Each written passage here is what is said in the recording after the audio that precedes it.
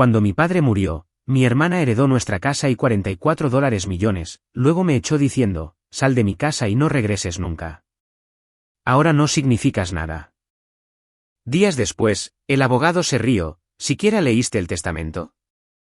Mi hermana palideció porque el testamento decía. Mi nombre es Emily King. Tengo 33 años. Y esta es la historia de cómo mi propia hermana me miró a los ojos, me dijo que no significaba nada y me echó de la casa donde nací. También es la historia de cómo, 5 días después, esa misma hermana se paró temblorosa frente a mí, suplicándome que la salvara de las consecuencias de su propia crueldad. Pero antes de llegar a ese momento, necesito llevarlos de vuelta al principio, a la familia, la casa y el hombre que lo mantuvo todo unido hasta su último aliento.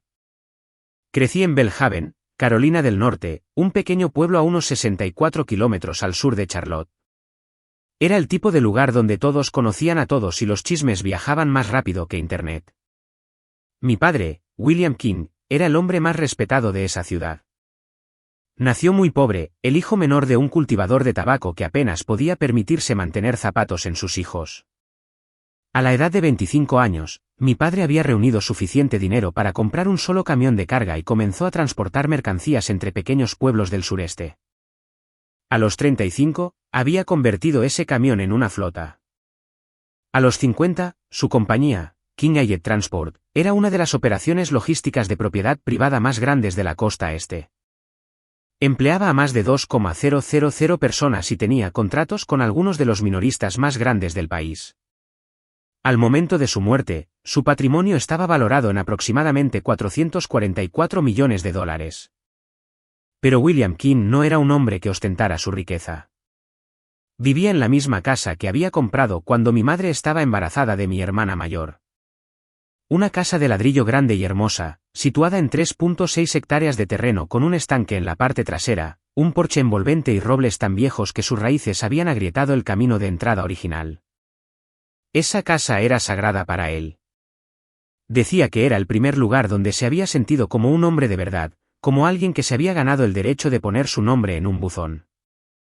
Mi madre, Lenora, falleció cuando yo tenía 7 años. Tenía un trastorno autoinmune raro que lentamente fue cerrando sus órganos en el transcurso de 2 años terribles. Recuerdo pequeñas cosas sobre ella. El olor a lavanda en su cabello, la forma en que tarareaba mientras doblaba la ropa. La calidez de su palma contra mi frente cuando me revisaba la fiebre. Sin embargo, la mayor parte de lo que sé de ella proviene de mi padre. Él hablaba de ella todos los días hasta que la enfermedad también le robó la memoria. Nunca se volvió a casar. Dijo que Lenora fue el amor de su vida y que algunas cosas no estaban destinadas a ser reemplazadas. Mi hermana Stephanie es 4 años mayor que yo. Tenía 11 años cuando su madre murió y esa pérdida la cambió de maneras que no creo que ella haya entendido del todo. Se volvió enojada, retraída, resentida. Culpaba a nuestro padre por no encontrar mejores médicos, por no ser lo suficientemente rico o lo suficientemente rápido como para pagar tratamientos experimentales. Ese resentimiento no se desvaneció con el tiempo.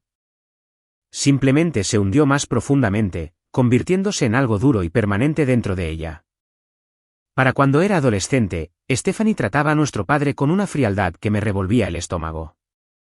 Le hablaba como si fuera un inconveniente. Ponía los ojos en blanco con sus historias. Daba portazos cuando él intentaba conectar con ella. El día que Stephanie cumplió 18 años, dejó Belhaven y se mudó a Atlanta. Se inscribió en un programa de grado en negocios que nunca completó, rebotó entre trabajos y finalmente se casó con un hombre llamado Desmond Ferris. Desmond era alto, pulcro y tenía el tipo de sonrisa que podía convencerte de firmar cualquier cosa. Se hacía llamar desarrollador inmobiliario, pero en todos los años que lo conocí, nunca vi una sola evidencia de un proyecto completado. Lo que sí vi fue un hombre que vivía por encima de sus posibilidades y arrastraba a mi hermana con él.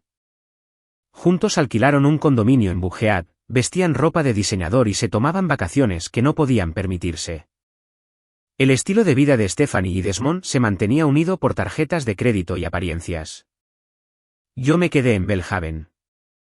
Después de la escuela secundaria, asistí a la Universidad Comunitaria del pueblo y obtuve un título en Administración de Atención Médica. Conseguí un trabajo en el hospital regional, trabajando en facturación y codificación médica. El salario era modesto, alrededor de $42,000 al año, pero era constante y estaba orgullosa de ello. Vivía de manera sencilla. No buscaba el lujo. Tenía a mi padre. Tenía la casa y tenía paz. Cuando a mi padre le diagnosticaron demencia vascular de inicio temprano a los 61 años, la decisión fue fácil.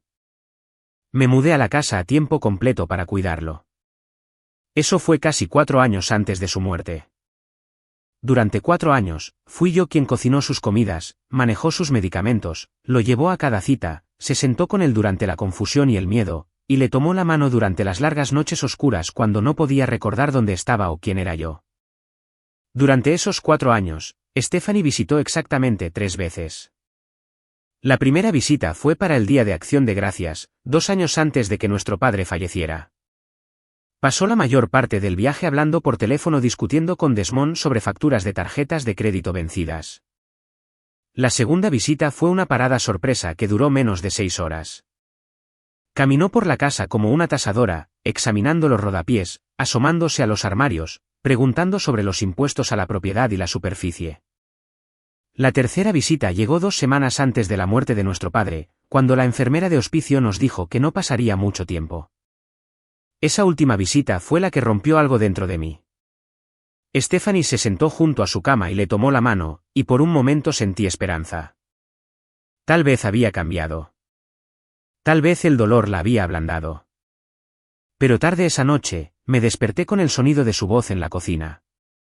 Estaba hablando por teléfono con Desmond, susurrando, pero no lo suficientemente bajo.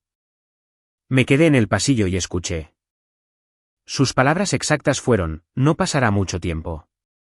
Una vez que esto se resuelva, finalmente saldremos de este agujero. Solo la casa vale al menos 2 millones. No estaba allí para despedirse. Estaba allí para calcular. Mi padre murió un martes por la mañana de marzo, pacíficamente mientras dormía en el mismo dormitorio que había compartido con mi madre todos esos años atrás. Yo estaba sentada en la silla junto a su cama. Me había quedado dormida tomándole la mano, y cuando me desperté a las 6:14 de la mañana, sus dedos estaban fríos e inmóviles. La habitación estaba en silencio. Los monitores habían sido apagados días antes a petición suya. No hubo alarma, ni un momento final dramático, solo silencio y el débil sonido de los pájaros comenzando a cantar fuera de la ventana. No grité. No me derrumbé. Me senté allí mucho tiempo, tomándole la mano, memorizando las líneas de su palma, los callos que décadas de trabajo duro habían tallado en su piel. Luego me incliné y susurré: ya eres libre, papi. El funeral se organizó para el sábado. Yo me encargué de todo: las flores, el programa, la música, la parcela de entierro junto a mi madre. Stephanie llegó el viernes por la noche con Desmond.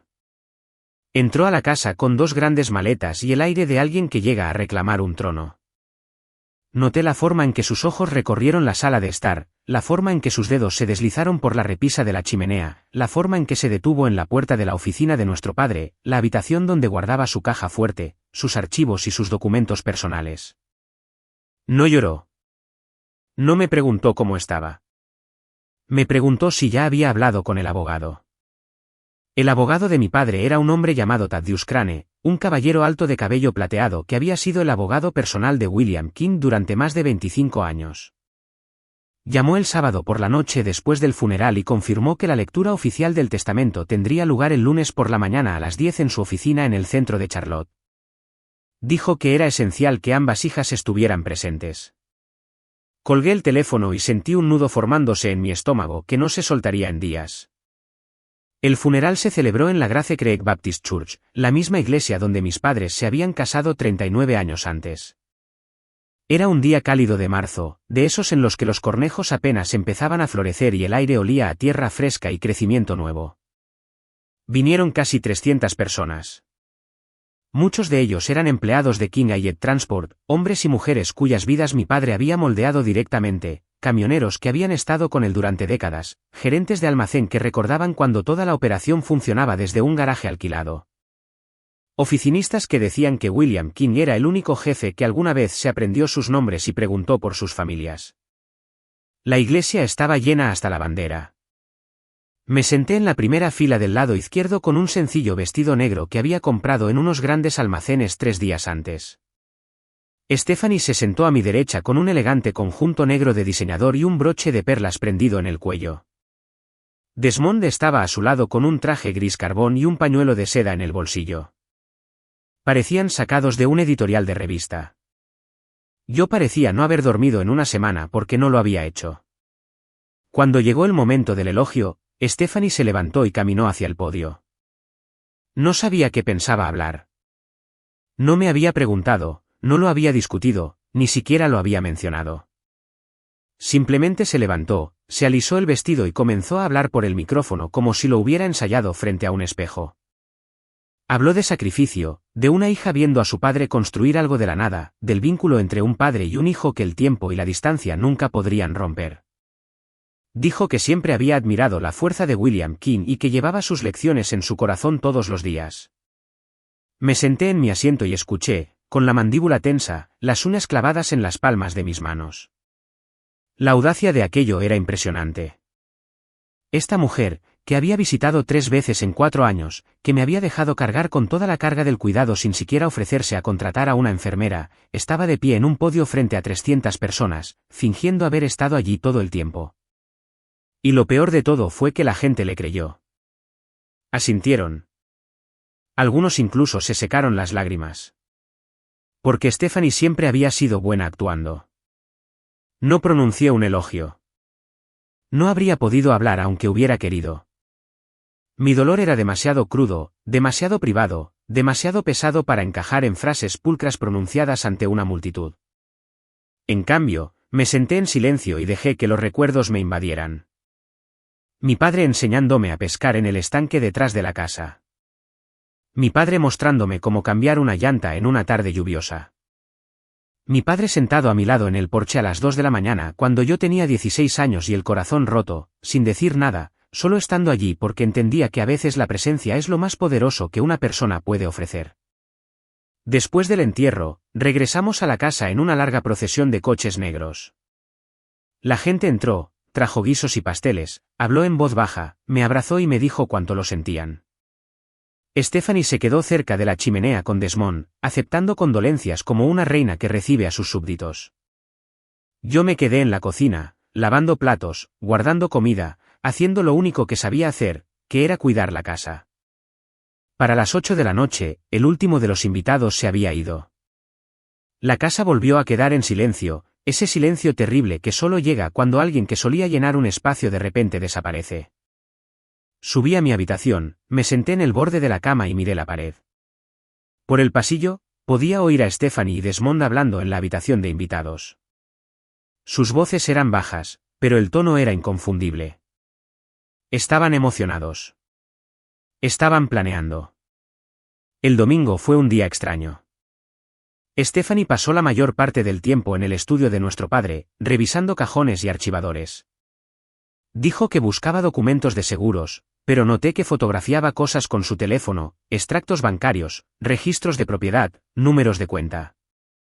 Le pregunté qué hacía y me miró con una sonrisa que no le llegaba a los ojos y dijo, solo asegurándome de que todo esté organizado para el abogado, Emily. Alguien tiene que ser responsable. Esa palabra, responsable, cayó como una bofetada. Yo había pasado 4 años siendo responsable. Había renunciado a mi apartamento, a mi horario de tiempo completo en el hospital, a mi vida social, a mi vida de citas, a todo para cuidar a nuestro padre. Y aquí estaba Stephanie revolviendo sus papeles 2 días después de su funeral, llamándose a sí misma el responsable. Esa noche, ella entró en la cocina mientras yo preparaba té. Se quedó en el umbral, con los brazos cruzados, estudiándome como alguien estudia un problema que necesita resolver. «Sabes, Emily», dijo, «has hecho un buen trabajo manteniendo esta casa. De verdad, lo digo en serio. Pero después de mañana, las cosas van a ser diferentes. Solo quiero que estés preparada». La miré, buscando cualquier rastro de calidez, cualquier destello de la hermana que solía conocer. La chica que una vez me tomó de la mano durante las tormentas. La chica que me enseñó a andar en bicicleta en el camino de entrada. Pero esa chica se había ido, reemplazada por alguien cuyos ojos siempre estaban calculando, siempre midiendo, siempre evaluando el valor. ¿Preparada para qué?, pregunté. Inclinó la cabeza ligeramente, como un gato que observa un pájaro, y dijo, para lo que viene después. Luego se dio la vuelta y se fue. No dormí esa noche. Yacía en la cama mirando al techo, escuchando los crujidos de la vieja casa. Pensé en mi padre.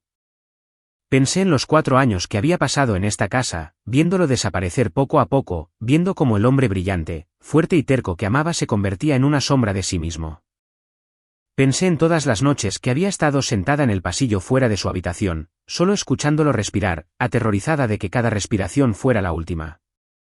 Y me pregunté, a través de la niebla del dolor y el agotamiento, si algo de aquello había importado, si mi padre me había recordado al final, si sabía que nunca me aparté de su lado, si el testamento reflejaría la verdad de lo que había sucedido en esta casa.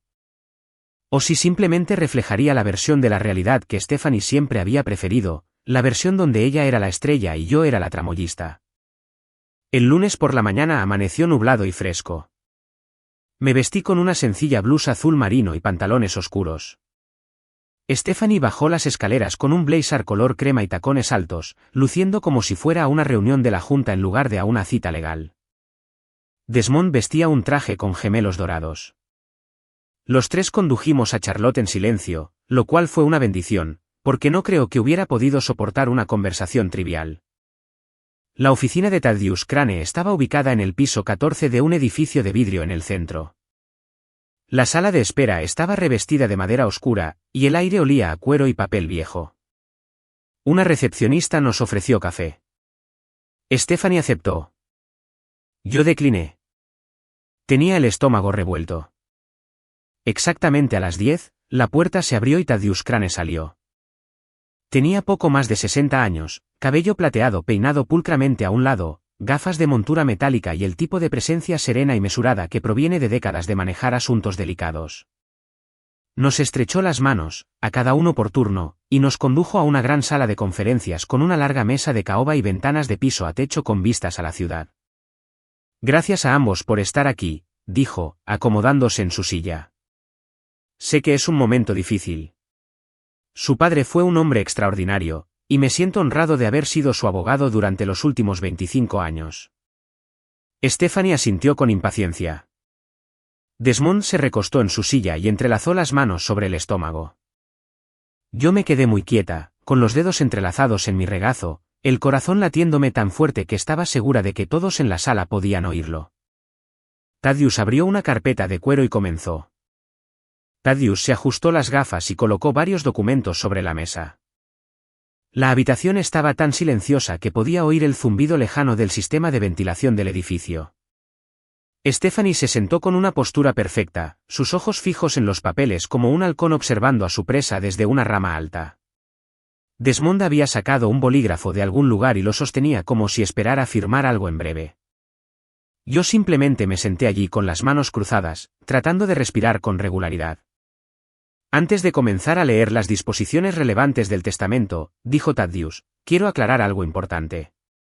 William fue muy específico sobre cómo debía presentarse este documento.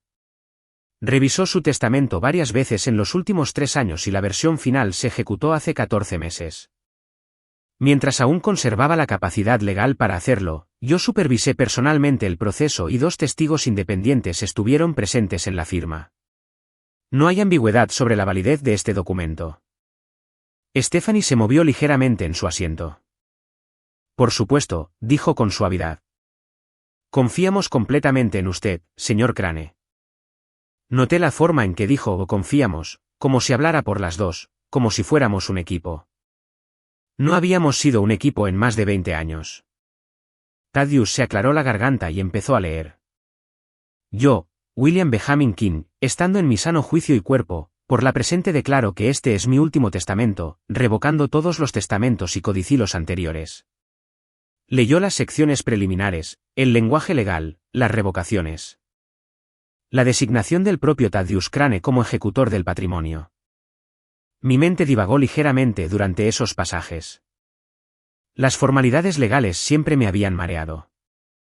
Pero luego Thaddeus llegó a la sección que hizo que el aire en la habitación cambiara, respecto a la disposición de mi propiedad inmobiliaria principal, la residencia y las 3.7 hectáreas circundantes ubicadas en 412 Orchard Bend Road, Belhaven, Carolina del Norte.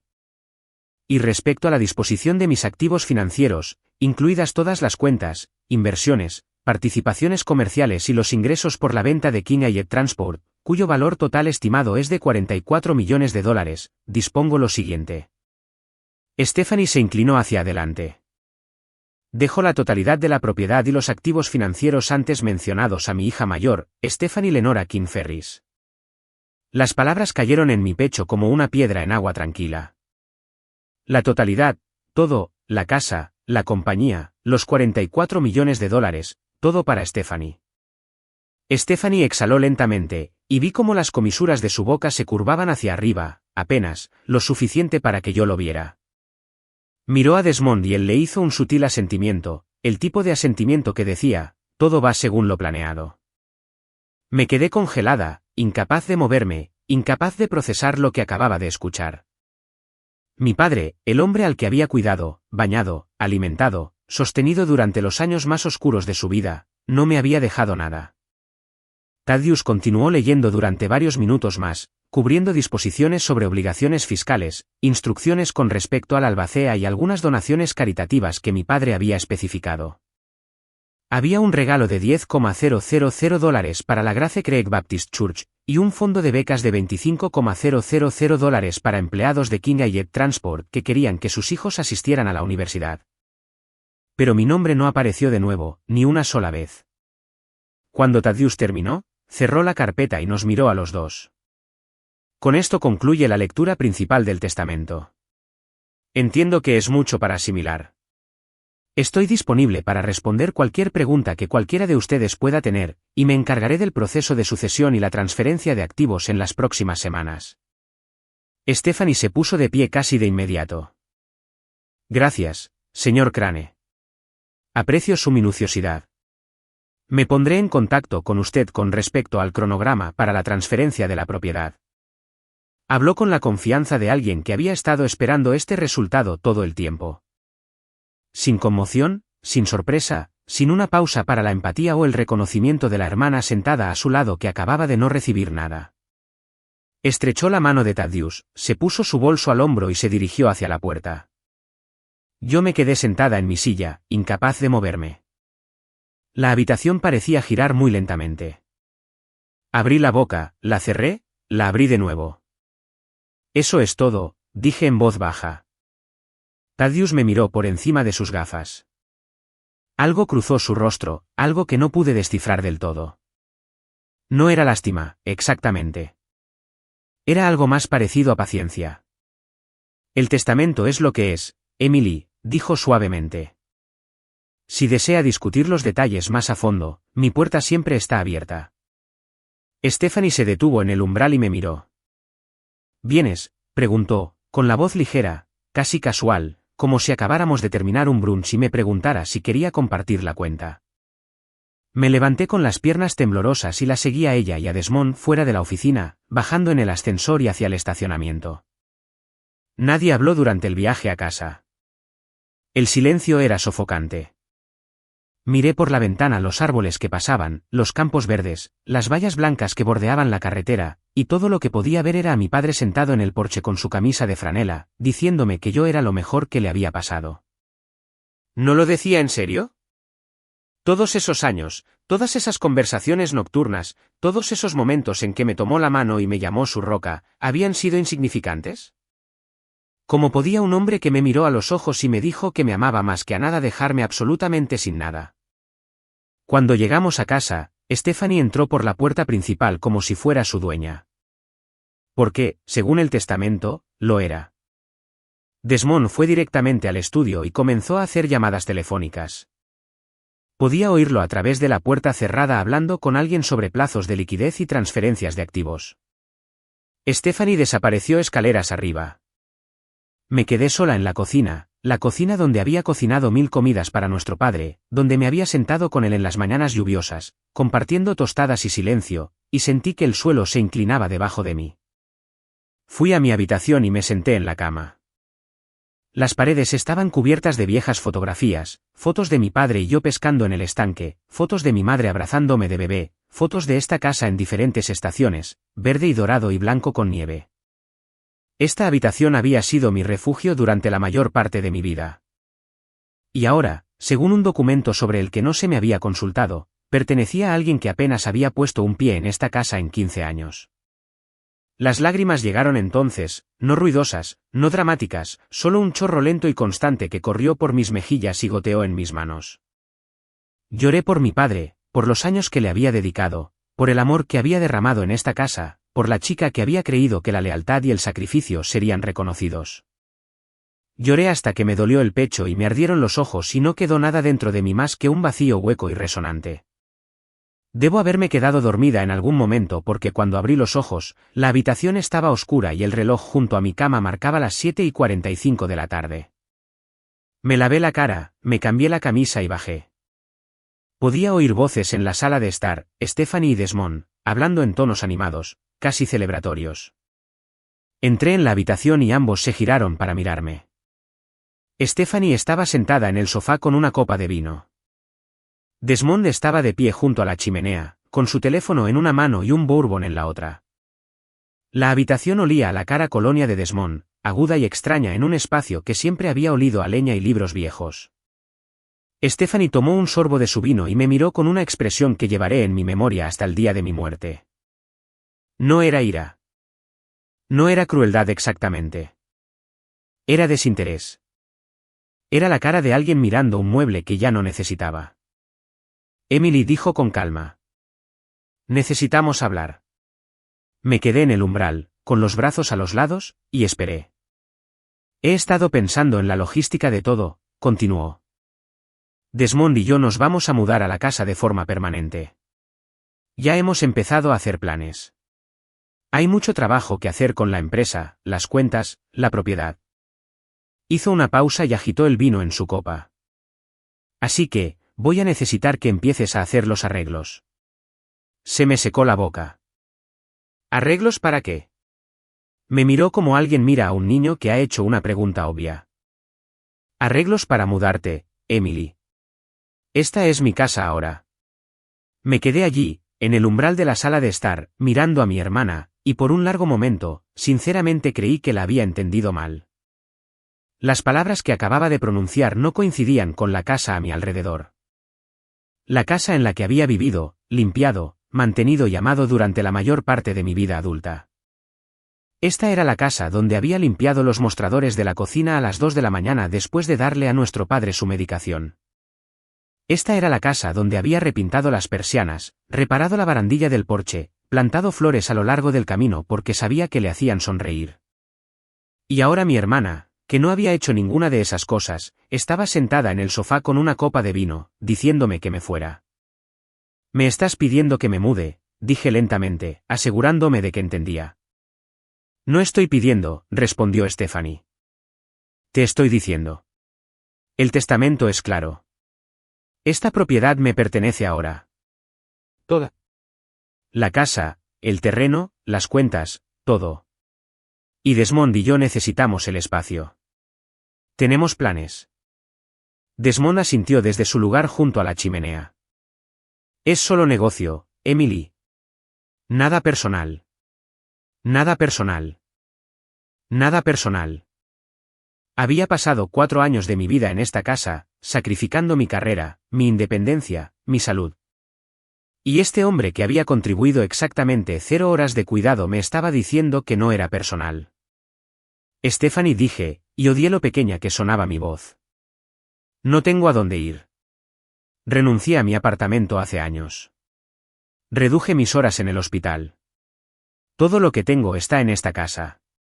Ella dejó su copa y cruzó las manos en su regazo. Ese no es mi problema, Emily. Tú elegiste quedarte aquí. Nadie te obligó. Me quedé porque papá me necesitaba, porque estaba enfermo. Porque alguien tenía que cuidarlo y tú no estabas aquí. Algo parpadeó en los ojos de Stephanie.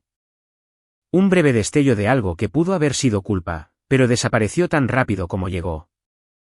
Ella enderezó la espalda y levantó la barbilla. Te daré 3 días para empacar tus cosas y hacer otros arreglos. Creo que eso es más que justo. 3 días.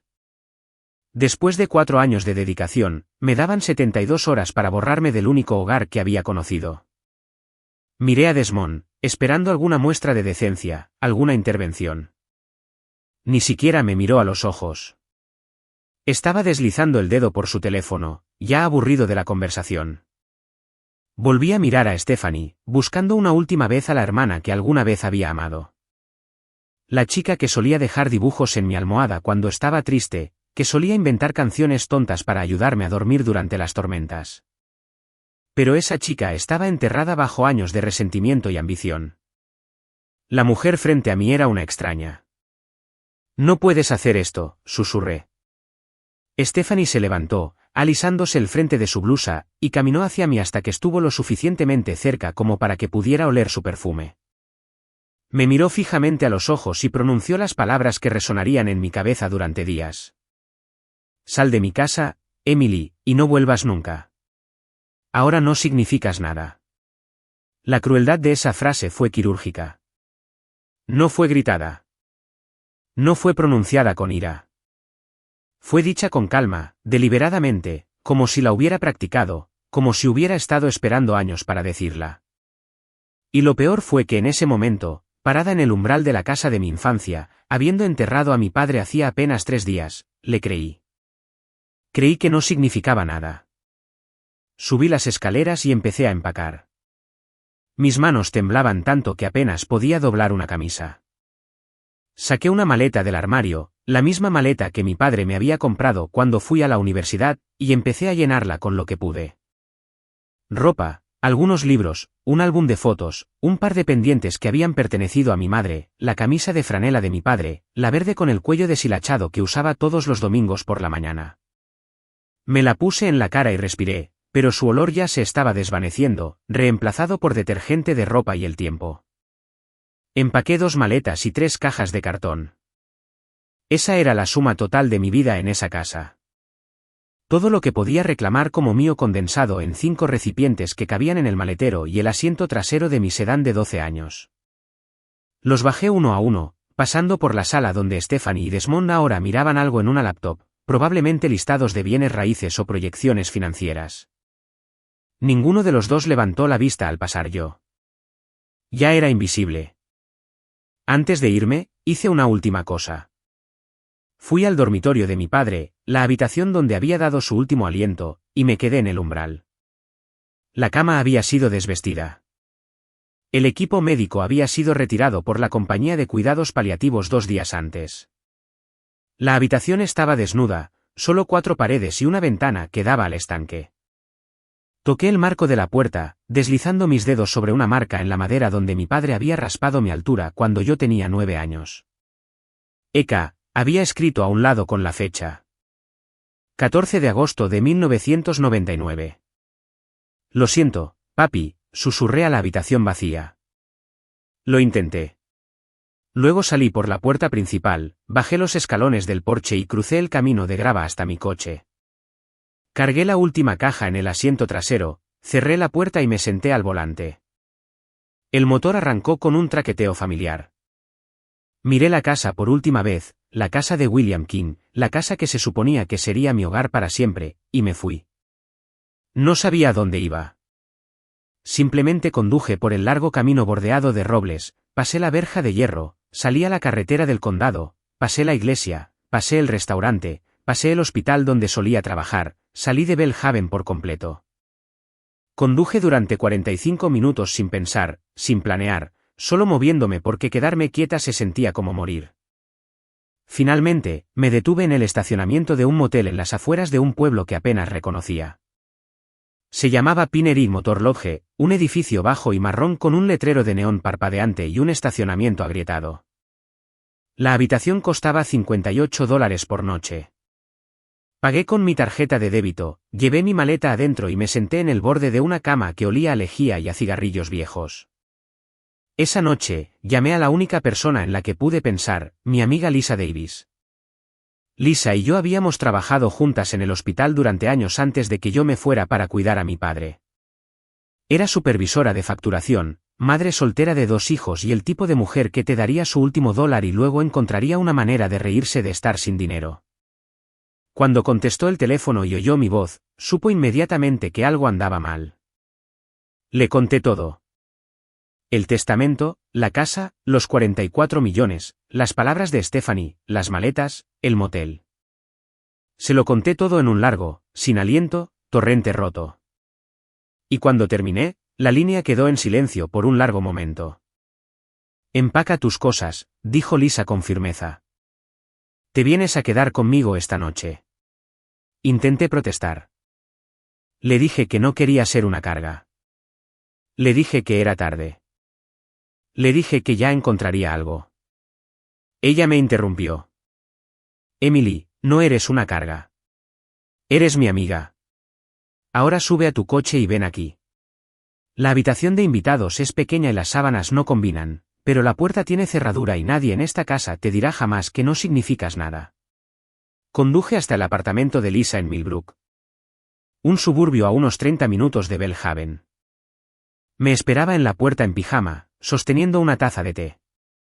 Me abrazó antes de que pudiera decir una palabra, un abrazo de verdad, de los que te mantienen unida cuando todo dentro de ti se está desmoronando. Me llevó adentro, me mostró la habitación de invitados, puso toallas limpias en la cama y me dijo que durmiera. Me acosté en esa pequeña habitación, en esa pequeña cama, en una casa que no era mía, y me permití sentir todo lo que había estado reprimiendo. El dolor de perder a mi padre, la traición de mi hermana, la conmoción de ser expulsada de mi propia vida con menos ceremonia que un inquilino siendo desalojado, y debajo de todo eso, una pregunta que ardía como un carbón en mi pecho. ¿Por qué, papi? ¿Por qué no me dejaste nada? Pasé los primeros 2 días en el apartamento de Lisa en una niebla tan densa que apenas podía funcionar. Dormía de 12, a veces 14 horas seguidas, no por descanso, sino por evasión. Cuando estaba dormida, no tenía que pensar en el testamento o en las palabras de Stephanie o en el dormitorio vacío de mi padre, o en el hecho de que toda mi vida había sido desmantelada en una sola tarde. El sueño era el único lugar donde nada de eso era real. Lisa me dio espacio, pero también me dio estructura. Se aseguró de que comiera, incluso cuando dije que no tenía hambre. Ponía una taza de café en la mesita de noche todas las mañanas y golpeaba suavemente la puerta hasta que yo respondía. La segunda noche, se sentó a mi lado en la cama de invitados y dijo algo que necesitaba escuchar. Tienes permiso para derrumbarte, Emily, pero no tienes permiso para desaparecer. El mundo todavía te necesita. Incluso si tu hermana está demasiado ciega para verlo. Esas palabras abrieron algo dentro de mí. No era curación exactamente, más bien la primera rendija de luz a través de una puerta que yo había estado cerrando con ambas manos. Me senté esa noche y me miré en el espejo por primera vez en días. Mis ojos estaban hinchados. Mi piel apagada. Mi cabello enredado y aplastado contra mi cabeza. Parecía una mujer que había sido vaciada y abandonada. Y en muchos sentidos, lo había sido. Al tercer día, me obligué a ducharme, vestirme y sentarme a la mesa de la cocina como un ser humano funcional. Los hijos de Lisa, un niño de 10 años llamado Félix y una niña de 7 años llamada Lily, estaban desayunando cereales antes de la escuela. Solo les habían dicho que yo era una amiga que se quedaba un tiempo. Lily me miró con sus grandes ojos marrones y dijo, «Pareces triste, señorita Emily. ¿Quieres colorear conmigo después de la escuela?» Casi me derrumbo allí mismo. La amabilidad de una niña de 7 años me desarmó más rápido de lo que la crueldad de mi propia hermana podría haberlo hecho jamás. Logré sonreír y le dije que me encantaría. Esa mañana, mientras los niños estaban en la escuela y Lisa en el trabajo, me senté sola en el apartamento e intenté hacer un balance de mi vida. Mi cuenta bancaria tenía poco menos de $8,000, ahorros que había acumulado lentamente durante años de vida modesta. Mi coche era viejo, pero estaba pagado. Tenía un título, experiencia laboral y una sólida reputación en el hospital. Podría llamar a mi antigua supervisora y preguntar sobre volver a trabajar a tiempo completo. Prácticamente hablando, no estaba indigente. Podía reconstruirme, pero emocionalmente, era un desastre. Cada vez que cerraba los ojos, veía la cara de Stephanie, tranquila y fría, parada en el pasillo de nuestra casa de la infancia, diciéndome que no significaba nada. Cada vez que oía una puerta cerrarse, mi corazón saltaba. Cada vez que mi teléfono vibraba, lo revisaba instintivamente, esperando que tal vez mi hermana hubiera llamado para disculparse. Nunca lo hizo. También pensé en mi padre. Pensé en él constantemente. Reproducía cada conversación, cada momento de tranquilidad, cada vez que me había mirado durante sus periodos de lucidez y había dicho cosas que parecían cargadas de significado. Un momento en particular seguía aflorando. Fue unos 6 meses antes de que muriera, durante uno de sus periodos más lúcidos. Estábamos sentados en el porche al anochecer, viendo cómo la luz se desvanecía sobre el estanque. Y se había girado hacia mí con ojos notablemente concentrados, casi feroces. Emily, había dicho, necesito que confíes en mí. Pase lo que pase, no importa cómo se vea, confía en mí. Nunca te he abandonado, y no voy a empezar ahora. En ese momento, asumí que hablaba de su enfermedad, del hecho de que la demencia lo estaba alejando lentamente de mí. Le había apretado la mano y le había dicho que confiaba en él por completo. Pero ahora, sentada en la cocina de Lisa 3 días después de haber sido echada de mi propia casa sin nada, esas palabras adquirieron una forma diferente. Todavía no sabía cuál era esa forma. Solo sabía que algo no cuadraba. Mi padre no era un hombre descuidado.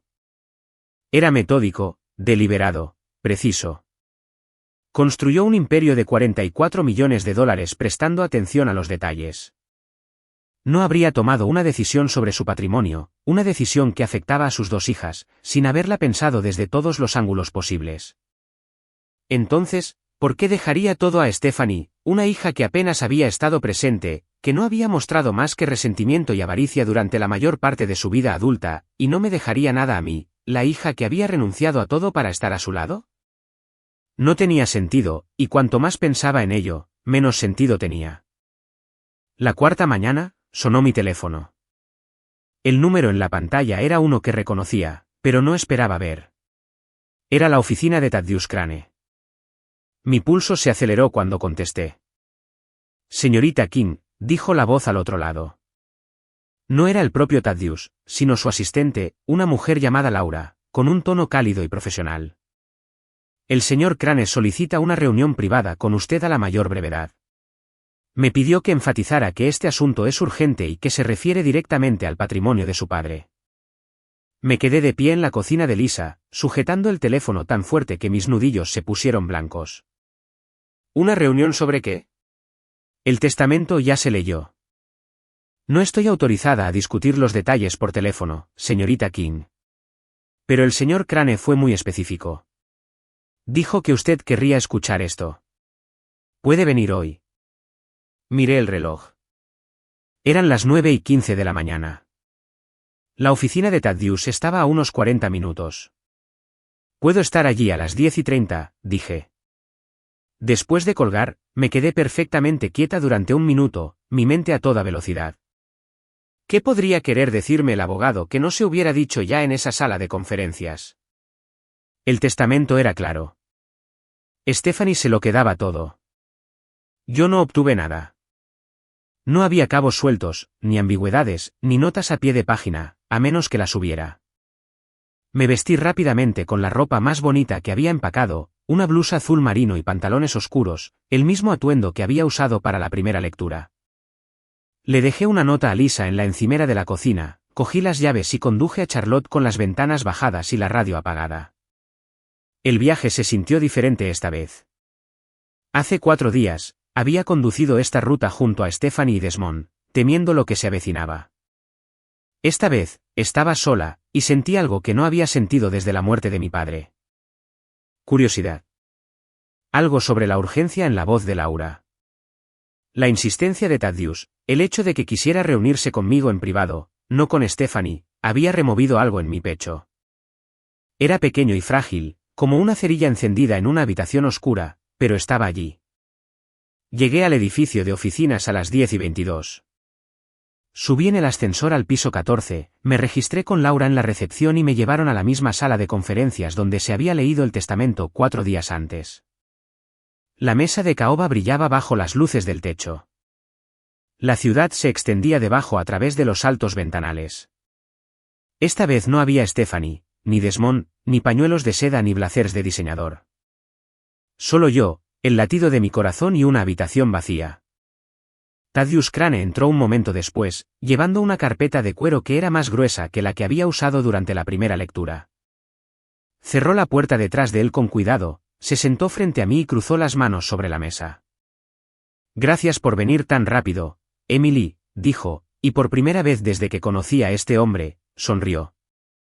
No una sonrisa educada y profesional, una sonrisa de verdad, cálida y conocedora, como la de alguien que había guardado un secreto durante mucho tiempo y finalmente se le permitía soltarlo. Imagino que los últimos días han sido extremadamente difíciles para ti, continuó. Se podría decir eso, dije en voz baja. Él asintió. Antes de comenzar, necesito hacerte una pregunta. ¿Tu hermana Stephanie te ha contactado desde la lectura del testamento? No, dije. Me dijo que dejara la casa y no regresara nunca. Thaddeus se recostó en su silla y exhaló lentamente por la nariz. Luego abrió la carpeta de cuero y colocó un documento frente a mí. Bien, dijo, porque hay algo que tu hermana no sabe, y lo que estoy a punto de mostrarte va a cambiarlo todo. Miré fijamente el documento sobre la mesa frente a mí. Tenía varias páginas, impresas en papel legal grueso, y el encabezado decía, Adenda al último testamento de William Benjamin King. Debajo del encabezado había una fecha que me cortó la respiración. La adenda había sido firmada 9 meses antes de que mi padre falleciera, durante un periodo en el que sus médicos habían confirmado que aún tenía plena capacidad legal y capacidad de toma de decisiones. ¿Qué es esto?, pregunté, mi voz apenas un susurro. Thaddeus se inclinó hacia adelante, su expresión tranquila y deliberada. Esto, Emily, es la parte del testamento que tu hermana no se quedó lo suficiente para escuchar, y, sinceramente, aunque se hubiera quedado, no estaba destinada a escucharla. Todavía no. Hizo una pausa, dejando que el peso de esa frase se asentara en la habitación. Tu padre vino a verme hace 14 meses con instrucciones muy específicas. Quería reestructurar su testamento de una manera que la mayoría de los abogados considerarían poco convencional. Quería poner a prueba el carácter de sus hijas. No con palabras, no con preguntas, sino con acciones. Quería ver qué haría Stephanie cuando creyera que lo tenía todo. Y quería ver qué harías tú cuando creyeras que no tenías nada. Mis manos temblaban. Las apoyé planas sobre la mesa para estabilizarlas. El testamento que leí en voz alta el lunes, el que parecía dejar la casa y la totalidad del patrimonio de $44 millones a Stephanie, es real. Es un documento legal legítimo, pero es solo una parte de una estructura de 2 partes. Esta adenda es la segunda parte, y anula la primera bajo condiciones específicas. Tocó el documento frente a mí. Tu padre estableció lo que se llama un fideicomiso condicional revocable. La casa y los $44 millones fueron colocados en este fideicomiso antes de su muerte. El documento que leí el lunes nombra a Stephanie como la beneficiaria aparente, pero el fideicomiso contiene una cláusula muy cuidadosamente redactada, que rige cómo y si esa herencia se distribuye realmente. Sacudí la cabeza lentamente. No entiendo. Thaddeus se quitó las gafas y las limpió con un paño de su bolsillo, una costumbre que, más tarde aprendería, tenía cada vez que estaba a punto de dar información crítica. La cláusula establece lo siguiente: si dentro de los 30 días posteriores a la lectura del testamento, Stephanie da la bienvenida a Emily para que permanezca en el hogar familiar y acepta compartir el patrimonio por igual. Entonces el fideicomiso se disuelve y la herencia pasa a Stephanie según lo descrito en el testamento principal. Ella conserva la casa, conserva el dinero, todo. Se volvió a poner las gafas y me miró fijamente. Sin embargo, si Stephanie se niega a compartir el patrimonio, o si obliga a Emily a desalojar el hogar familiar, o si demuestra a través de sus acciones que ha abandonado los lazos familiares en favor de la ganancia personal, entonces la cláusula condicional se activa y todo el fideicomiso. La casa, el terreno, los $44 millones, cada centavo, revierte a ti, Emily, como la única y final beneficiaria. La habitación quedó en silencio, no callada, sino en silencio. El tipo de silencio que resuena en tus oídos y te oprime el pecho. Miré a Thaddeus y él me devolvió la mirada y durante varios segundos ninguno de los dos se movió. Mi padre hizo esto, logré decir finalmente. Sí, lo hizo, y lo hizo con un cuidado extraordinario. Pasó semanas en esta oficina trabajando en los detalles legales. Trajo a su médico para que certificara su competencia mental. En el momento de la firma, grabó una declaración en vídeo confirmando sus intenciones. No dejó nada al azar, Emily, porque sabía exactamente lo que estaba en juego. Sentí que algo se acumulaba detrás de mis ojos, no lágrimas, algo más profundo, una presión que era a partes iguales dolor y revelación. Mi padre no me había olvidado. No me había abandonado. Había construido una prueba elaborada, precisa y profundamente personal, y Stephanie la había fallado en menos de 48 horas. ¿Hay más?, continuó Thaddeus. Metió la mano en la carpeta y sacó un sobresellado. Era de color crema, ligeramente arrugado por los bordes, y en el frente, con la inconfundible letra de mi padre, había una sola palabra, Emily. William me pidió que te entregara esta carta solo si se activaba la cláusula condicional. La escribió el mismo día que firmó la adenda. Dijo que la necesitarías. Tomé el sobre con ambas manos. Mis dedos aún temblaban. Le di la vuelta, pasando el pulgar por el sello. Y luego lo abrí con cuidado, desdoblando 2 páginas de papel rayado cubiertas con la letra de mi padre, temblorosa pero legible. Cada palabra presionada con fuerza en la página como si hubiera estado decidido a que cada letra contara. La carta comenzaba simplemente: mi querida Emily, si estás leyendo esto, entonces las cosas salieron exactamente como temía. Lo siento, no por lo que hice con el testamento. Lo siento porque tu hermana me dio la razón. Tuve que dejar de leer un momento. Me apreté la carta contra el pecho y cerré los ojos. Thaddeus se sentó en silencio, dándome espacio, entendiendo sin necesidad de que se lo dijeran que este era un momento que requería reverencia. Después de un minuto, continué. Sé que los últimos días te han dolido. Sé que probablemente pensaste que me había olvidado de ti o que no te quería lo suficiente, pero Emily, tú eres la razón por la que aguanté tanto tiempo. Tú eres la razón por la que luchaba contra la niebla cada mañana. Cada momento claro que tuve, cada segundo de lucidez lo pasé pensando en ti y en cómo asegurarme de que estuvieras cuidada después de mi partida. No le dejé todo a Stephanie porque la quiera más. Lo hice porque necesitaba saber. Necesitaba saber si ella haría lo correcto. Si miraría a su hermana, la mujer que entregó años de su vida para cuidar a su padre, y elegiría la amabilidad, elegiría la familia, elegiría el amor. Esperaba con todo mi ser que lo hiciera, pero la conocía, Emily. Conocía su corazón y me preparé para la verdad. Me diste todo. Me diste tu tiempo, tu paciencia, tu fuerza, tu ternura. Me mantuviste unido cuando me estaba desmoronando. Me recordaste mi nombre cuando no podía recordarlo. Me cantaste las mismas canciones que solía cantar tu madre. Nunca me hiciste sentir una carga. Y por eso, te debo más que dinero, más que propiedades, más que cualquier número en un extracto bancario. Te debo mi gratitud y mi respeto. Toma la casa. Toma la compañía. Toma el dinero. Pero más que eso, toma la paz de saber que tu padre te vio. Cada sacrificio, cada noche sin dormir, cada acto silencioso de amor. Lo vi todo. Y estoy orgulloso de ti, Emily. Más orgulloso de lo que cualquier palabra en una página podría expresar jamás. Vive audazmente. Protege tu corazón.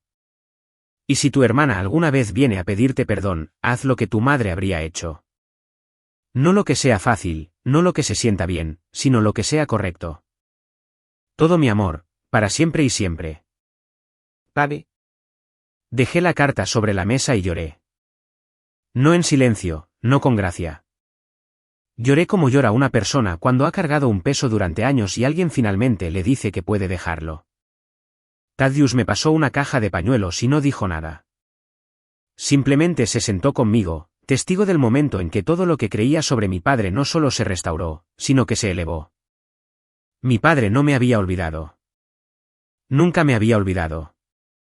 Incluso cuando la enfermedad le arrebató sus recuerdos, su identidad, su capacidad para reconocer a las personas que amaba, William King había encontrado la manera de proteger a su hija menor desde más allá de la tumba. Había anticipado la crueldad de Stephanie. Lo había planeado y se había asegurado de que, cuando el polvo se asentara, la persona adecuada permaneciera en pie. Después de varios minutos, me recompuse y miré a Thaddeus. ¿Qué pasa ahora?, pregunté. Él cerró la carpeta y cruzó las manos. Ahora comienzo el proceso de ejecución de la cláusula condicional. El fideicomiso revierte a usted con efecto inmediato. La casa, el terreno, las propiedades comerciales, las cuentas bancarias, todo. Presentaré el papeleo necesario ante el tribunal y las instituciones financieras dentro de las próximas 48 horas. Stephanie será notificada formalmente por correspondencia legal. ¿Ella no sabe nada aún? No, no tiene idea de que esta adenda existe. Nunca preguntó por disposiciones adicionales.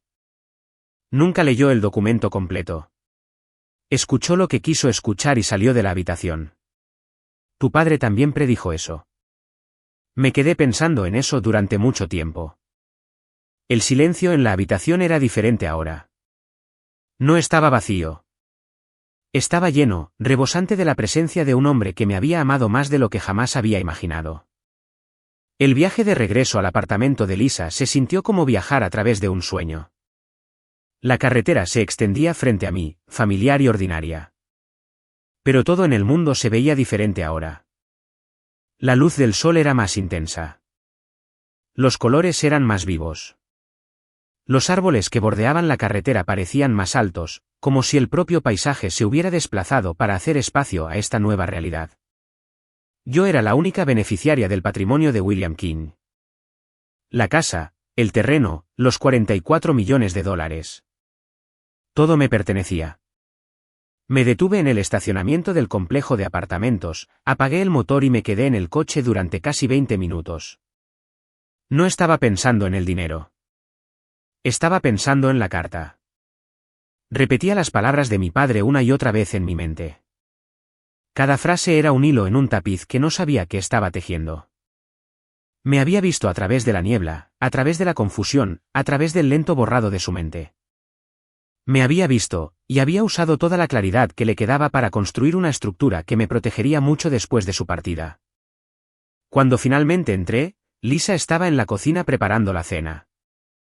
El apartamento olía a ajo y lima, y Félix y Lily estaban en la mesa haciendo los deberes. Lisa me miró la cara y dejó la cuchara de madera que sostenía. ¿Qué pasó?, preguntó. Se lo conté todo. La adenda, la cláusula condicional, la carta. Lo expuse todo sobre su mesa de la cocina mientras ella permanecía frente a mí, con las manos tapándose la boca, los ojos abriéndose más con cada frase. Cuando terminé, bajó las manos y sacudió la cabeza lentamente. Tu padre, dijo en voz baja, era un genio. Asentí. Lo era, y tu hermana no tiene ni idea. Todavía no. Lisa se sentó frente a mí y por un momento solo nos miramos. Luego extendió la mano por la mesa y me tomó la mano. Emily, esto no es solo dinero. ¿Lo entiendes, verdad? Esto se trata de un hombre que te amó lo suficiente como para pensar 5 pasos por delante de la persona que sabía que intentaría hacerte daño. No solo te dejó una herencia. Te dejó pruebas. Ella tenía razón. El dinero era significativo, transformador, asombroso. Pero el verdadero regalo era saber que mi padre nunca había dudado de mí, nunca me había ignorado, nunca me había valorado menos que a Stephanie. Él había jugado un juego más largo de lo que cualquiera de nosotros había imaginado, y lo que estaba en juego no era financiero, era moral. Durante los siguientes 2 días, Thaddeus Crane se movió con la tranquila eficiencia de un hombre que llevaba preparándose para este momento más de un año. Presentó los documentos necesarios ante el Tribunal Testamentario del Condado de Mecklenburg, inició la transferencia del fideicomiso y notificó a las instituciones financieras que custodiaban los bienes de mi padre. También se puso en contacto con el Consejo de Administración de King Jet Transport y les informó que el control de la empresa me pertenecía ahora a mí, Emily Elaine King, según los términos del fideicomiso condicional. Me llamó la segunda noche para informarme. Las transferencias se estaban realizando sin problemas. Dijo que el tribunal había revisado la adenda, la certificación médica y la declaración en vídeo y que todo estaba en orden. No habría demoras ni impugnaciones legales. El testamento de William King era inexpugnable. Una cosa más, dijo Thaddeus antes de colgar. Enviaré la notificación formal a Stephanie por mensajero legal certificado mañana por la mañana. La recibirá en la propiedad de Belhaven. Hice una pausa. ¿Cómo crees que reaccionará? Hubo un instante de silencio y luego Thaddeus hizo un sonido que me sorprendió. Río. Fue bajo y breve, pero inconfundible. Creo, dijo con cuidado, que su hermana está a punto de tener una mañana muy educativa. Esa noche me senté en la habitación de invitados del apartamento de Lisa y releí la carta de mi padre por cuarta vez. Cada lectura revelaba algo nuevo, algún matiz de significado que había pasado por alto antes. La frase que más tiempo me acompañó fue el último consejo que me había dado. Si tu hermana alguna vez viene a pedirte perdón, haz lo que tu madre habría hecho. No lo que sea fácil, no lo que se sienta bien, sino lo que sea correcto. Pensé en mi madre, en las historias que me había contado mi padre. Lenora King era, según todos los relatos, una mujer de una gracia extraordinaria. Perdonaba fácilmente. Amaba profundamente. Creía que las personas merecían segundas oportunidades incluso cuando no las habían ganado. Mi padre admiraba esa cualidad en ella, aunque él mismo era más pragmático, más reservado. Quería que yo tuviera su corazón, incluso si también tenía su columna vertebral. La mañana del quinto día después de mi desalojo de la casa, todo cambió. Estaba sentada en la cocina de Lisa comiendo tostadas y revisando ofertas de trabajo en mi teléfono cuando sonó mi celular. El identificador de llamadas mostraba un número que reconocí, pero que no esperaba ver. El teléfono fijo de la casa en Belhaven. La casa que ahora me pertenecía legalmente. Miré el teléfono durante 3 timbres antes de contestar. Emily. La voz de Stephanie era diferente. La suavidad se había ido. El control se había ido. En su lugar había algo crudo, algo deshilachado, algo que sonaba mucho a miedo. Emily, ¿qué está pasando? Acabo de recibir un paquete de Thaddeus Crane. Documentos legales, documentos de transferencia, algo sobre un fideicomiso condicional. No entiendo nada de esto. ¿Qué está pasando? Cerré los ojos y respiré hondo. ¿Leíste los documentos? Los ojeé. No tienen sentido. Dicen que el fideicomiso se está transfiriendo. Dicen que el beneficiario ha cambiado. Mencionan una adenda que nunca he visto. Emily, esto es algún tipo de error. No es un error, Stephanie. Hubo una pausa al otro lado de la línea. Podía oír a Desmond al fondo, su voz aguda y urgente, haciendo preguntas que no pude distinguir del todo. Luego Stephanie volvió a hablar, su voz más aguda, más fina. ¿Estás diciendo que papá cambió el testamento? ¿Estás diciendo que al final te dejó algo? El silencio que siguió fue tan completo que pareció que la línea telefónica se había cortado. Luego oí un sonido que nunca antes había escuchado de mi hermana. Un jadeo corto y ahogado. El sonido de una persona cuyo plan entero acaba de colapsar bajo sus pies como un suelo cediendo. Eso no es posible, dijo. El testamento se leyó. Yo estaba allí. Todo me fue dejado a mí. Estuviste allí, dije, pero no te quedaste. Y no leíste el documento completo. Había una adenda, Stephanie, una cláusula condicional que papá puso en marcha específicamente porque quería ver qué harías. ¿Qué haría yo? ¿De qué estás hablando? Quería ver si harías lo correcto. Si compartirías el patrimonio conmigo, si me dejarías quedarme en la casa, si elegirías a la familia por encima del dinero. Otro silencio. Pude oír a Stephanie respirar rápida y superficialmente. Y no lo hiciste, continué. Me dijiste que me fuera. Me dijiste que no significaba nada. Me diste 3 días para empacar toda mi vida en cajas y desaparecer. Y cuando hiciste eso, activaste la cláusula. El fideicomiso revirtió a mí. La casa, la compañía, los 44 millones de dólares, todo. Oí un sonido que podría haber sido un sollozo o una maldición, ahogado e indistinto. Luego la voz de Desmond se escuchó por teléfono, aguda y agresiva. Ahora escúchame bien, Emily. Esto es claramente algún tipo de manipulación legal. Vamos a luchar contra esto. Tenemos derechos. Contrataremos a nuestro propio abogado y impugnaremos el testamento. Son bienvenidos a intentarlo, dije, y me sorprendió lo firme que estaba mi voz, pero debo decirles que la adenda fue firmada ante un médico que certificó la capacidad de mi padre. Hay una declaración en vídeo. Hay testigos y el tribunal testamentario ya ha aceptado la presentación. Thaddeus Crane no comete errores. Desmond farfulló algo que no pude captar y luego la línea quedó en silencio. Stephanie volvió a hablar y su voz había cambiado de nuevo. El miedo seguía ahí, pero ahora estaba mezclado con algo más. Desesperación. Emily, dijo, necesitamos hablar en persona, por favor. Tomé una respiración larga y lenta. Lo pensaré, dije, y colgué el teléfono. Stephanie llamó 4 veces más ese día. No respondí. Cada llamada fue al buzón de voz, y cada mensaje era progresivamente más frenético. El primero era conciso y profesional, Stephanie insistiendo en que había habido un malentendido y solicitando una reunión. El segundo era más tembloroso, su voz subiendo de tono mientras me pedía que, por favor, la devolviera la llamada. El tercero era Desmond, intentando un tono de autoridad tranquila, declarando que tenían la intención de buscar asesoramiento legal y que yo no debería tomar ninguna decisión precipitada. El cuarto era Stephanie de nuevo, a última hora de la noche, y esta vez estaba llorando. Emily, por favor, no entiendes. Tenemos deudas reales. Le debemos dinero a la gente. Contábamos con esto. Te lo ruego.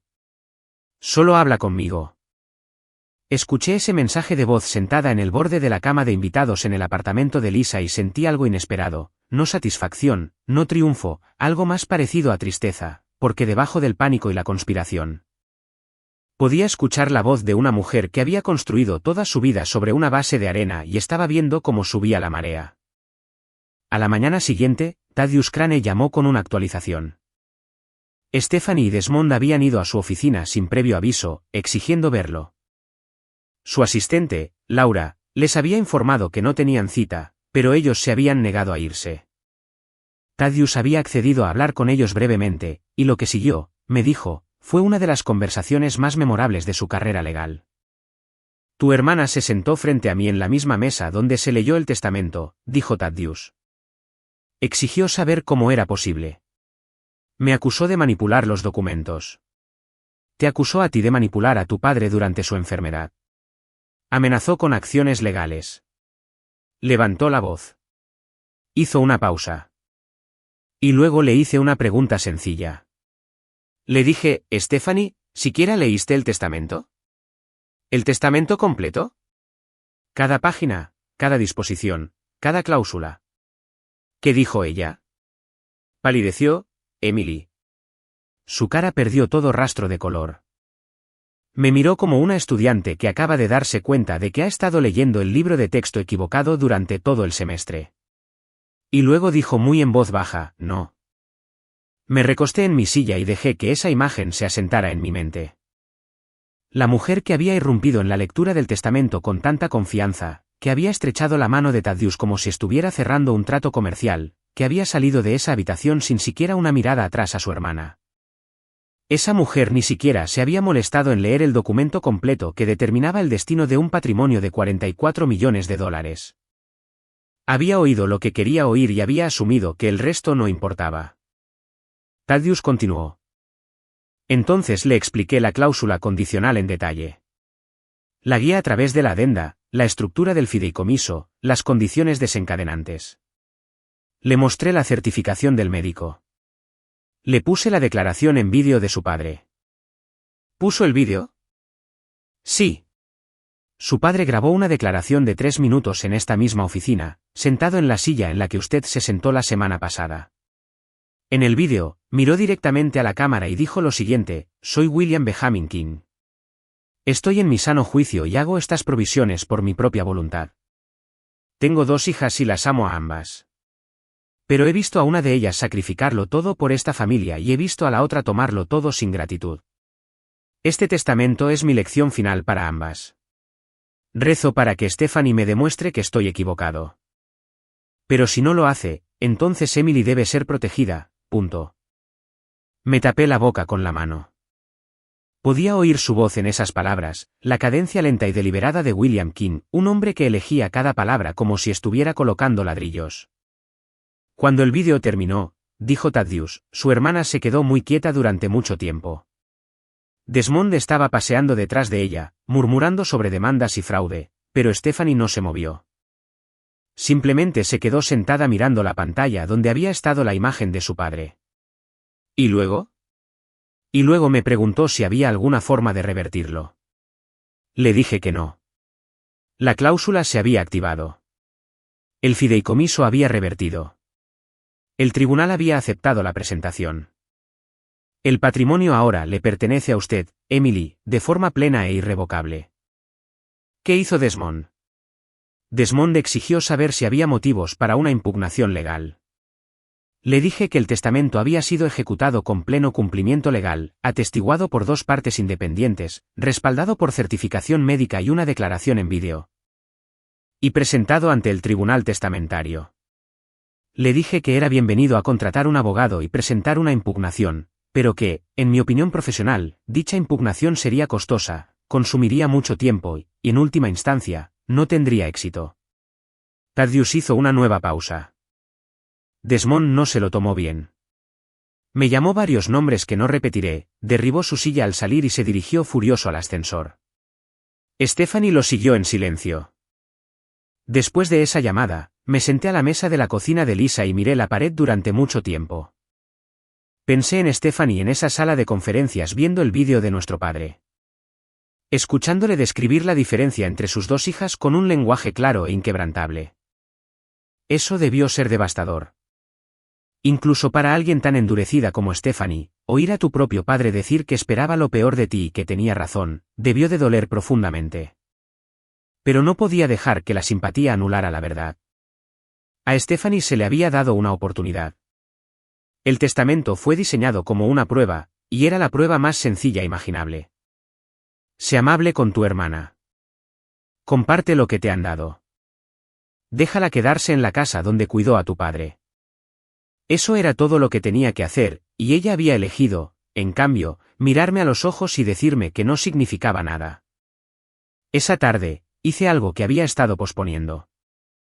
Llamé al Departamento de Recursos Humanos del Hospital Regional y pregunté sobre la posibilidad de volver a trabajar a tiempo completo.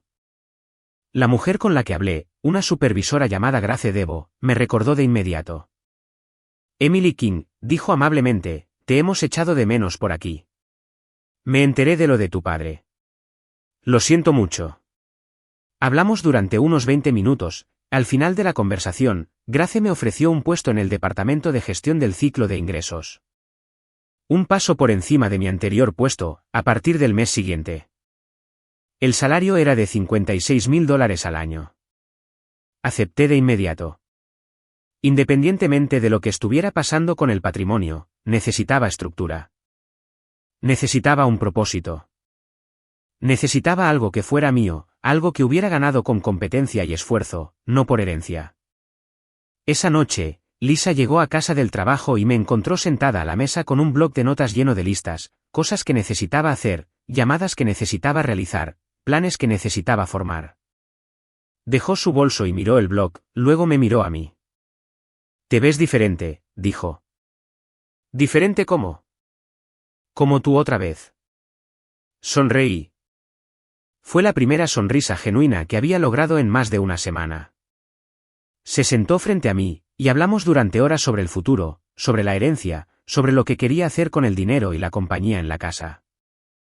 Le dije que aún no había resuelto la mayor parte, pero que sabía una cosa con certeza, iba a volver a Belhaven.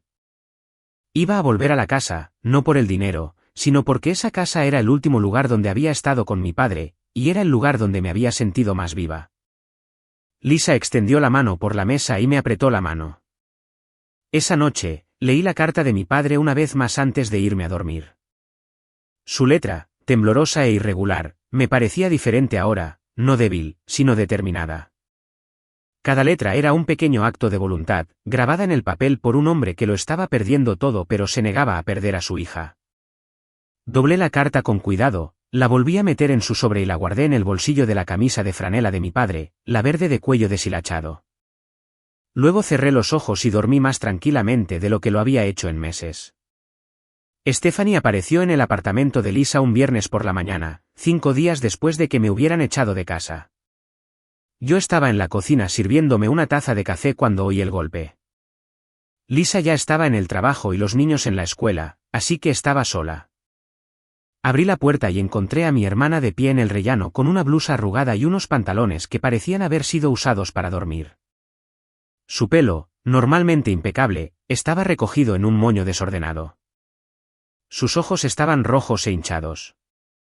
A su lado, de pie un paso detrás como una sombra, estaba Desmond.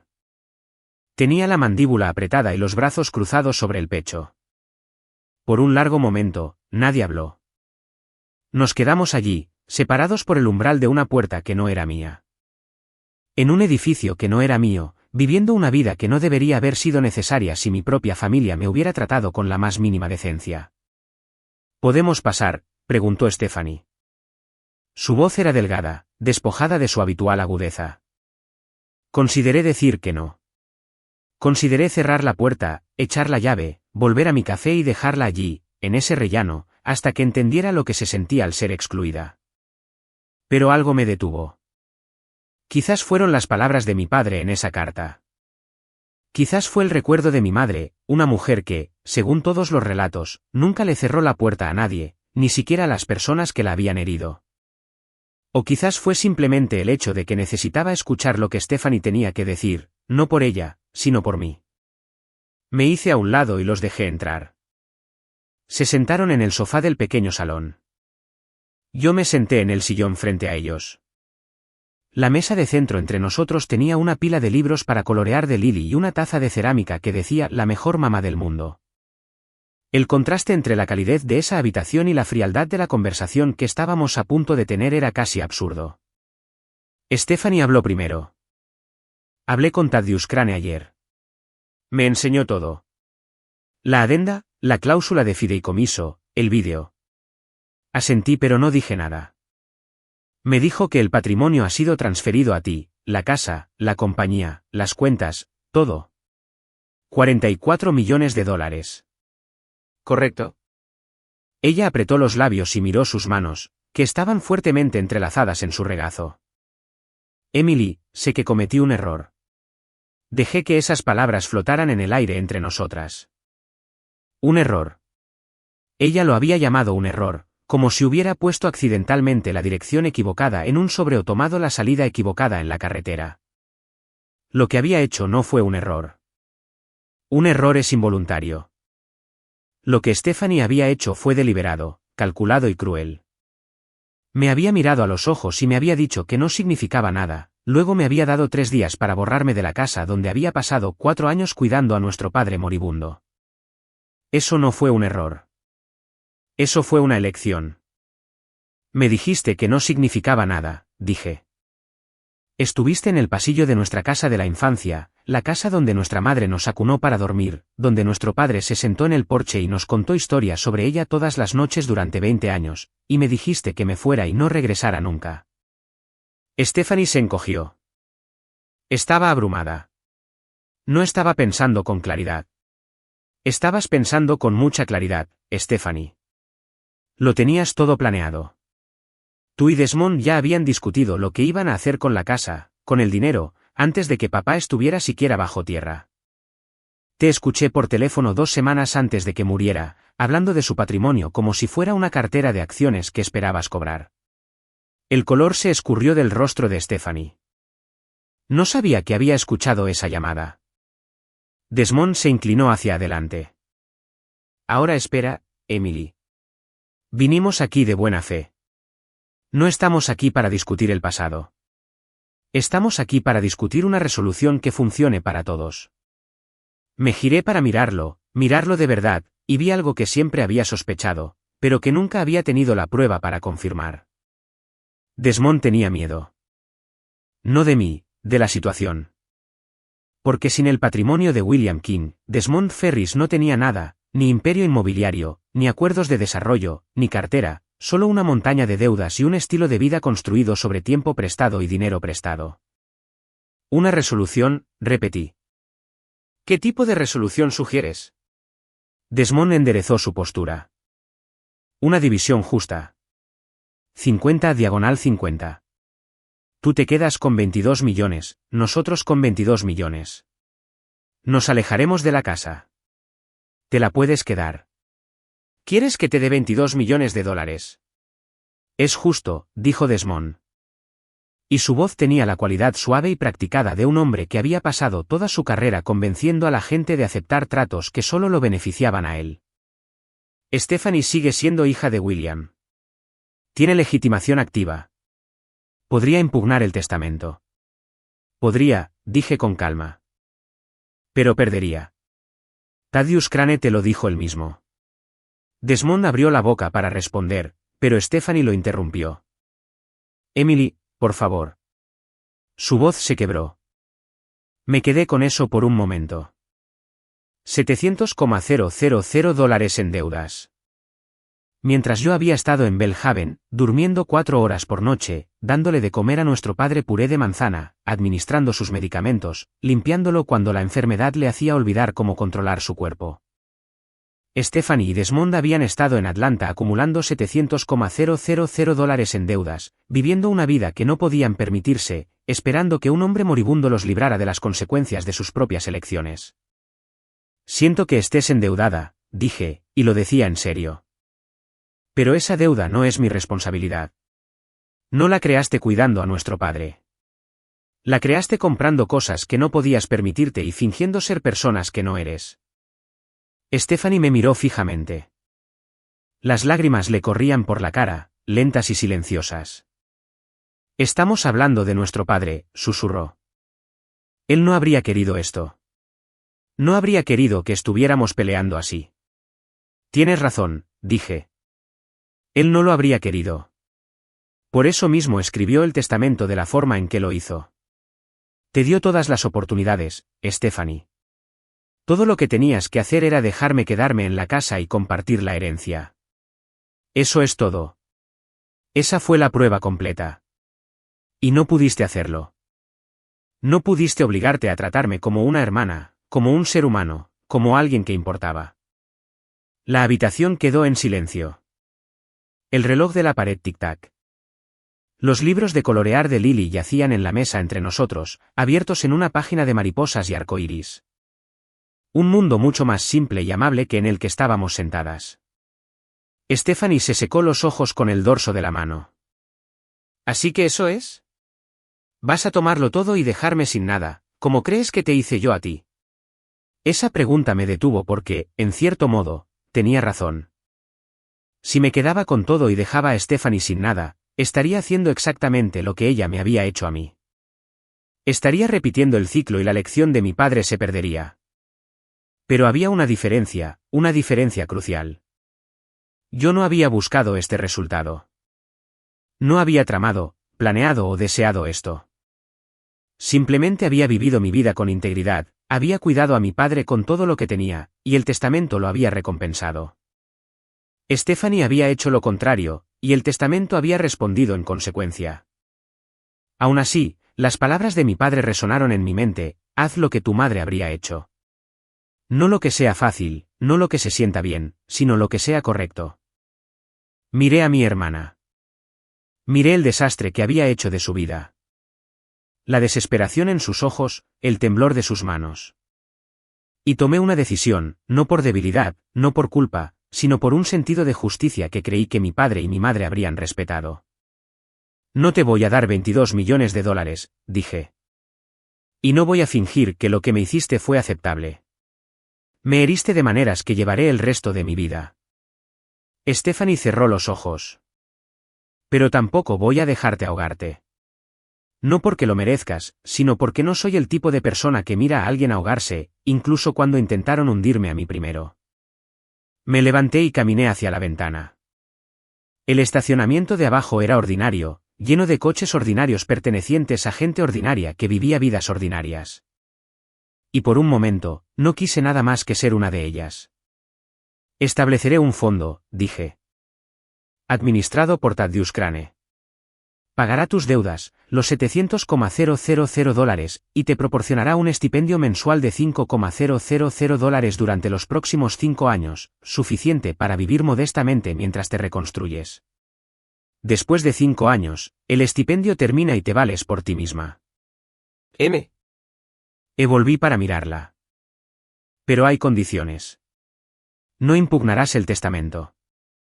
No me contactarás por dinero nunca más. Buscarás asesoramiento profesional, tanto individualmente como en pareja. Y me escribirás una carta de verdad, no un mensaje de texto, no un correo electrónico, reconociendo lo que hiciste y por qué estuvo mal. Stephanie abrió los ojos y me miró con una expresión que nunca antes había visto en su rostro. No era gratitud exactamente. Era reconocimiento.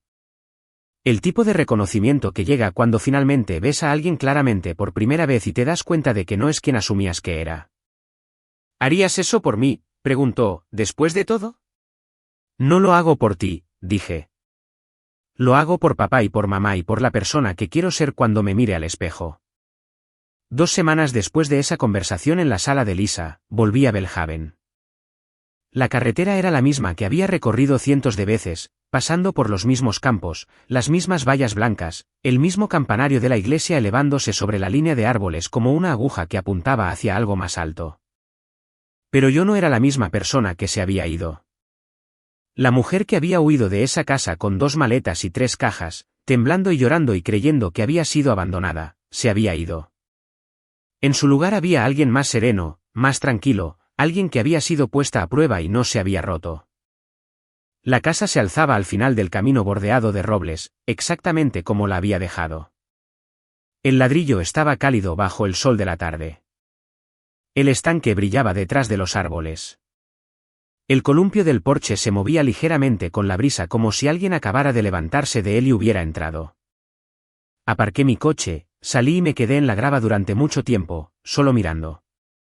Luego subí los escalones del porche, abrí la puerta principal con la llave que nunca había devuelto y entré. La casa olía igual.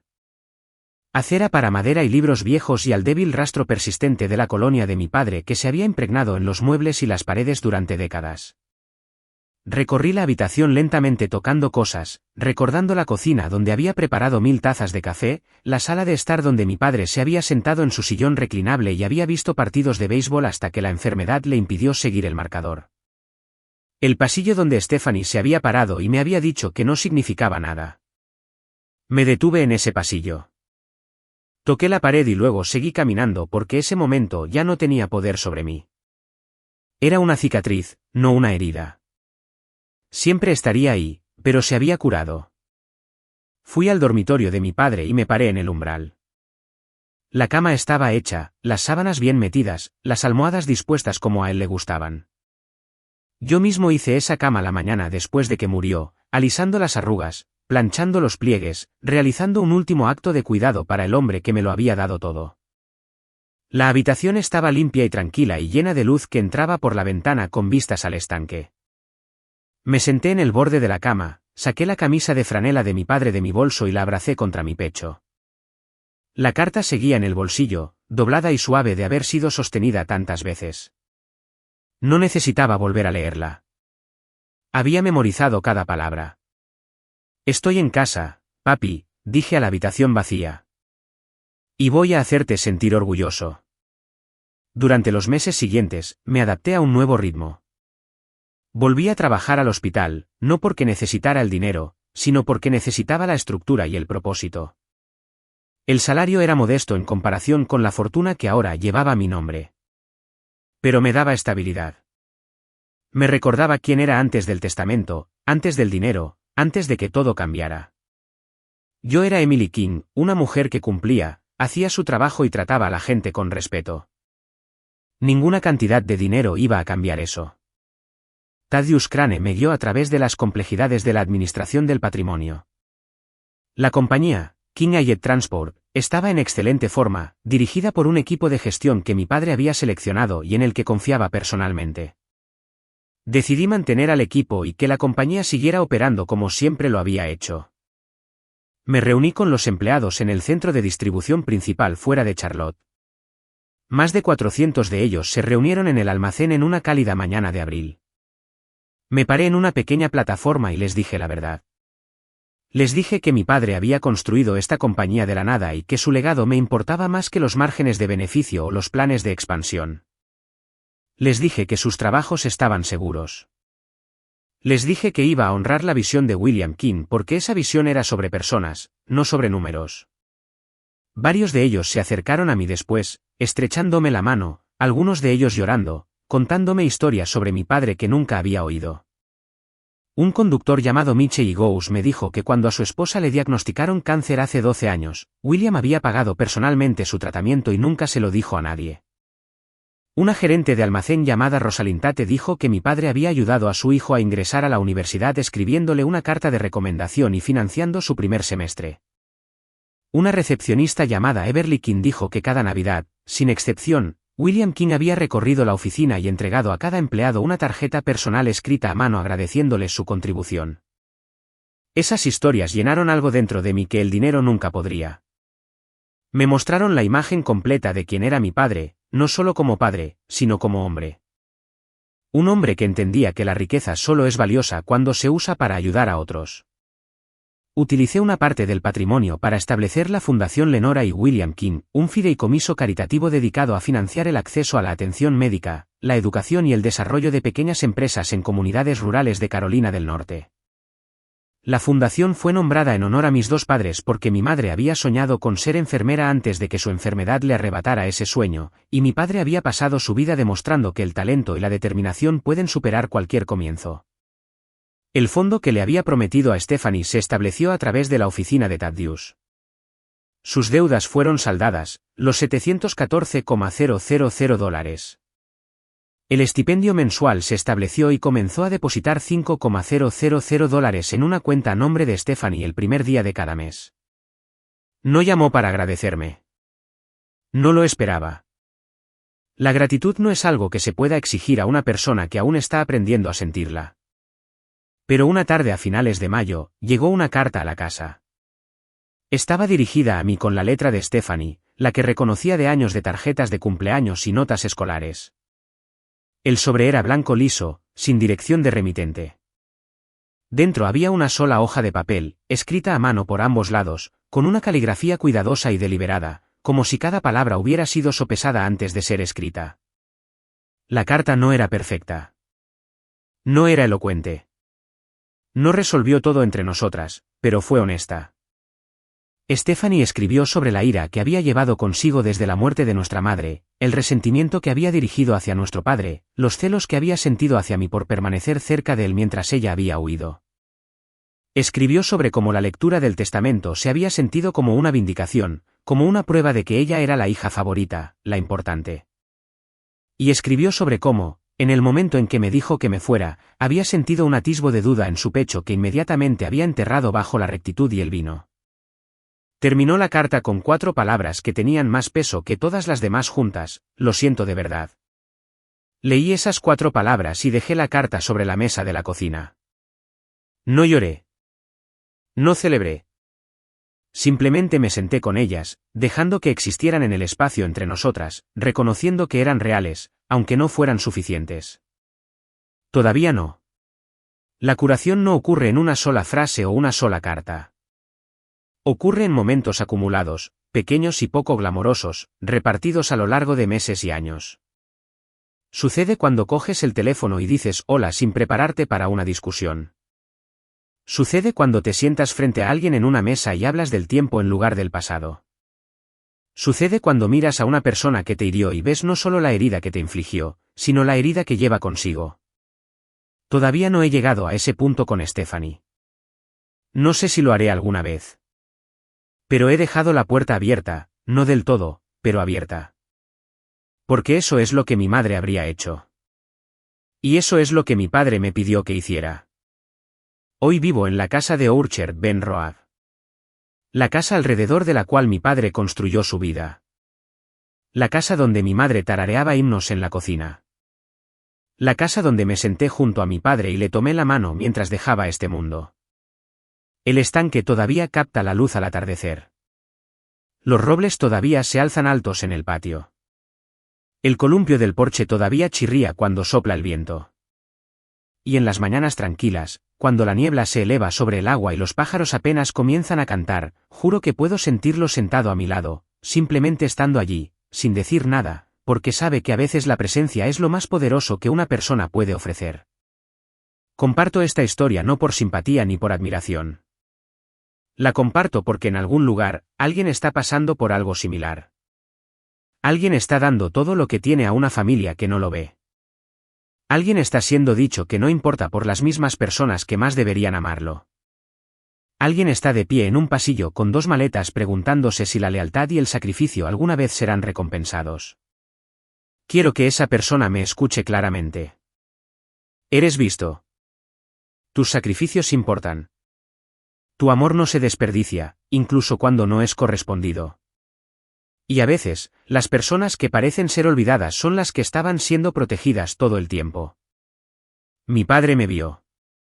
Incluso a través de la niebla de la enfermedad, incluso a través del caos de una familia complicada, me vio y se aseguró de que el mundo también me viera. Soy Emily King. Tengo 33 años y finalmente estoy en casa.